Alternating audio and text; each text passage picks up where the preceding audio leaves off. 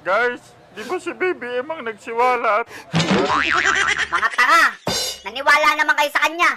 Kunwari nagagalit siya, kunwari siniwalat niya. Pero yung budget, pinirmahan pa rin niya.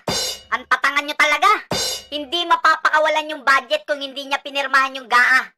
Alam niyo yung GAA? Ano ba yun? Gago ka. Ulitin mo nga uli, Mel.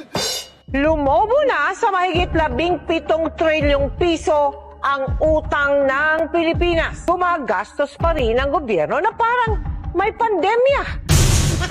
For your information, Mel, walang ginastos, ha? Ninakaw meron, pero ginastos wala.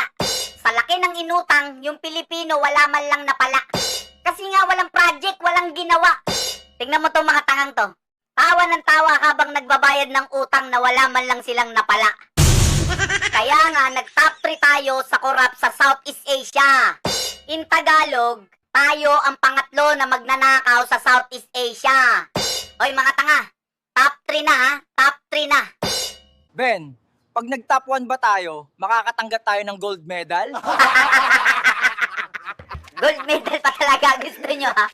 Mga walang ya kayo, ginawa nyong Olympics ha? Ano akala nyo dito, Asian Games? Pag nag-top 1 tayo, papasok tayo ng FIBA? Sira ulo, pag nag-top 1 tayo, magtago ka na.